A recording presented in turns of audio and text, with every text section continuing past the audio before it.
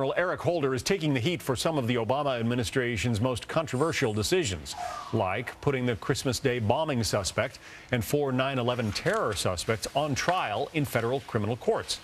The political backlash is mounting, and Holder could be the one to pay the price. National correspondent Catherine Herridge has more live from Washington. Catherine?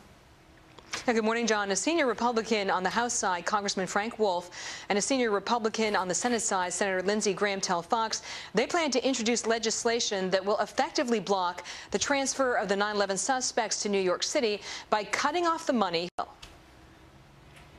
So the cost of moving a handful of people and trying them and keeping them in New York City until the appeals are out could cost up to $1 billion and perhaps even over $1 billion. So it would be done through the appropriations process. There are a lot of Democrats who oppose the idea of sending them to New York City, putting them in civilian court. And if I have another vote, I think I'll get a majority of the United States Senate.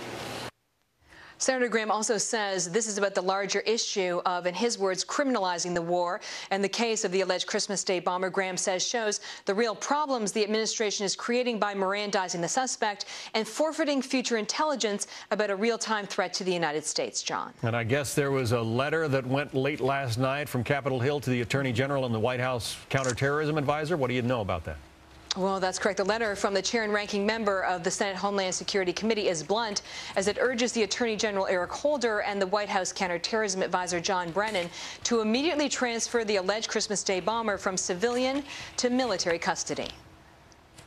We may have information that will help us stop the next terrorist act. It's not too late for the administration to try to undo the harm of its earlier decision. The circumstances surrounding Abdul-Muttalib's case are highly unusual, but a leading national security lawyer tells Fox that such a transfer may be possible if that is ultimately what the administration chooses to do. John. Catherine Herridge in Washington.